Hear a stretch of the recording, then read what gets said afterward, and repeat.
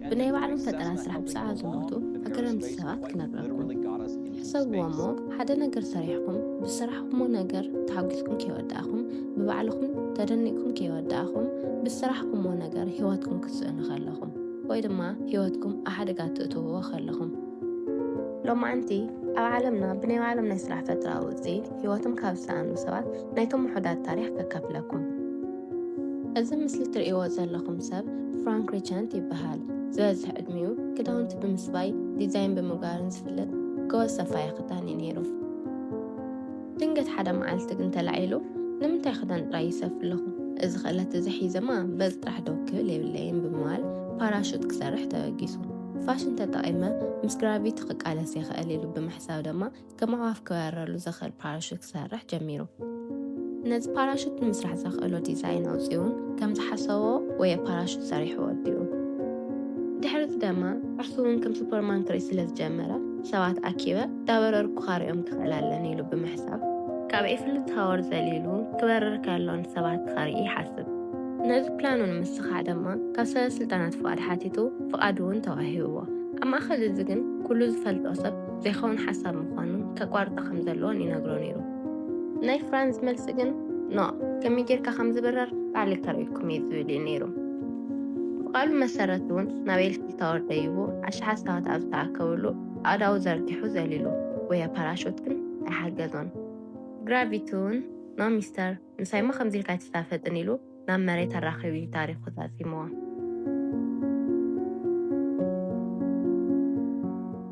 ካሊእ ዘ ፍላይንግ ማን እንዳተባሃለ ብዛዕባ ዝፍለጥ ኦቶ ክነግረኩም።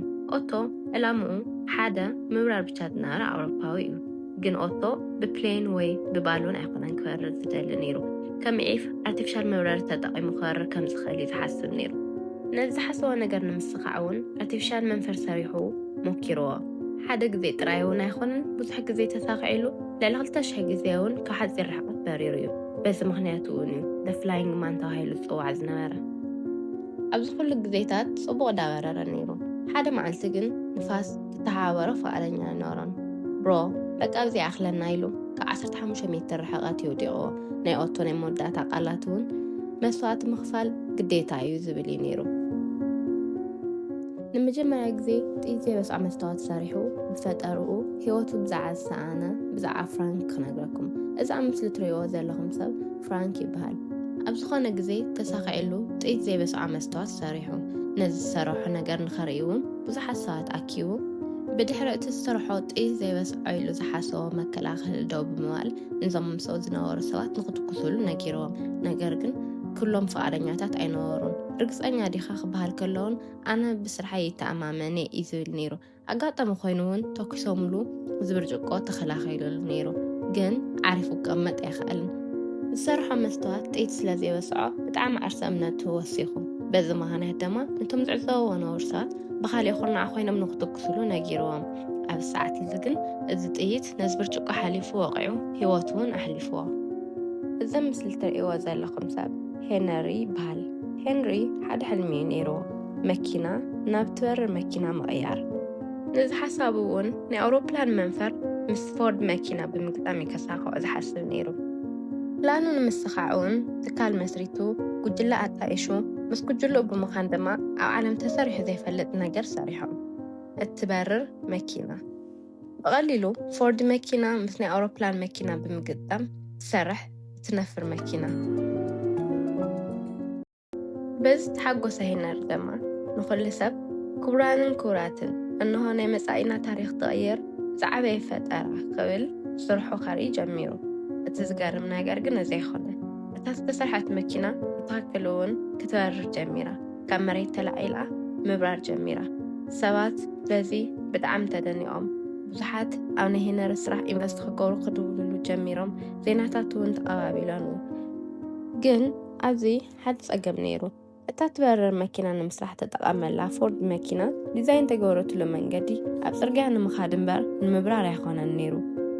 እዚ ነገር እዚ ዝተዓዘቡ ኢንጂነራት እውን እዚ ነገር እዚ ሓደጋ ኣለዎ እዩ ብምባል ንሄነሪ ከጠንቅቕዎ ጀሚሮም። ሄነሪ ግን ምንም ይሰምዕ ኣይነበረን። ድሕሪ ግዜ ኣፈጠሩ ንእሽተይ መምሕያሽ ብምግባር ብ1973 ኣቆጻጽራ ፈረንጂ ንኻልኣይ ግዜ እዛ ትበርር መኪና ክምኩርዋ ፈቲኖም ምስ ሓደ መሳርሕቲ ኮይኑ ማለት እዩ። ከም ትጽቢቶም እውን ካብ መሬት ተላዒላ ክትበርር ጀሚራ። ኣብ ማእኸል ግን ዘይሓሰብዎ ነገር ተፈጢሩ መንገገብ ነዛ መኪና ተሰይሩ ካብታ መኪና ተለቓይቑ። በዚ ምኽንያት ድማ እታ መኪና ካብኡ ንላዕሊ ክትበርር ስለዘይከኣለት ወዲቓ። በዚ ሓደጋ ዝበፅሖም ሄነርን መሳርሕቱን ድማ ሂወቶም ሓሊፉ። እዚ ምስሊ እትርእይዎ ዘለኹም ሰብ ዶናልድ ካምቤል ይበሃል። ኣብ ማይ ብፍጥነት ብምጓዓዝ ዝተተሓዘ ሪከርድ ክሰብር ዓብዪ ሕልሚ ዝነበሮ ሰብ እዩ። እቲ ሪከርድ ድማ በቦ እዩ ተታሒዙ። ነዚ ሪከርድ እዚ ንምስባር እውን ብ300 ማይል ፐር ኣወር ክጓዓዝ ዝደለ ነይሩ። ነዚ ንምስኻዕ ዝሕግዞ ድማ ብሉበርድ K7 ትበሃል ጀልባ ሰሪሑ። ዶናልድ ተሳኺዒሉ እውን ሪከርድ ሰይሩ። ግን ሓደ ግዜ ሪከርድ ሰይሩ ጥራሕ ዕጉብ ኣይነበረን። 2 3 ዳለ 7 ግዜ ሪከርድ ሰይሩ። ኣብ 1967 ዓመተ ምህረት ግን ዶናልድ ናይ ባዕሉ ሪከርድ ደጊሙ ክሰብር ተላዒሉ። ባዕለይ ዝሓዝክዎ ሪከርድ ባዕለይ ዝሰብሮ ብምባል እውን እንቅስቃሳቱ ጀሚሩ። ምስ ጉጅለኡ ብምዃኑ እውን ነዛ ቀዲሙ ዝሰርሓ ብሉበርድ K7 ትበሃል ጀልባ ሓደ መምሕያሻት ክገብረላ ጀሚሩ። ድሕሪ ዝተወሰነ ግዜ ምድላዋት ወዲኡ እታ ናይ ባዕሉ ሪከርድ ክሰብረላ ዝተዳለወላ መዓልቲ በፂሓ። ናብ ብሉበርድ K7 ደይቡ እውን ፍጥነት ዳወስኻ ክጓዓዝ ጀሚሩ። ፍጥነት ዳወስኻ እውን ብ300 ማይል ፐር ኣወር ሓሊፉ ክፈጥን ጀሚሩ። እታ ጀልባ እውን ካብ ምፍጣን ሓሊፋ ካብቲ ቐላይ ሓፊላ ተንሳፊፋ ትጓዓዝ ጀሚራ። ብዙሕ ከይጸንሐት እውን ንቁልቁል ተደፊኣ ናብ ውሽጢ እቲ ቐላይ ወዲቓ።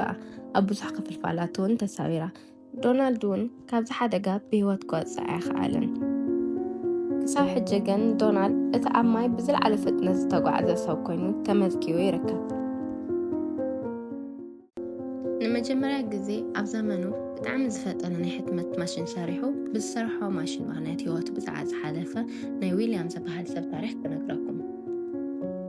ዊልያም ኣብ ዝነበረሉ ግዜ ካብ ዝነበራ ናይ ሕትመት ማሽናት ብጣዕሚ ዝፈጠነ ናይ ሕትመት ማሽን ሰሪሑ። እዚ ማሽን እውን ብጣዕሚ ተፈትዩ ብዙሕ ናይ ሕትመት ስራሕቲ እውን ክስርሐሉ ጀሚሩ። ዊልያም እውን በዚ ስራሕ እዚ ኣዝዩ ተፈላጢ ኮይኑ ብዙሕ ስራሕቲ እውን ክሰርሕ ጀሚሩ። ጋዜጣታት ብጣዕሚ ክሕትም ጀሚሩ።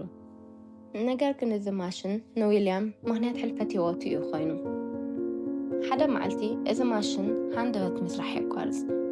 ምስኡ ዝነበሩ መሳርሕቲ እውን ነዚ ማሽን ኦፍ ጌሮም ከስተኻኽሉ ኣብ ዝሞከርሉ ሰዓት ዊልያም ፈቃደኛ ኣይነበረን።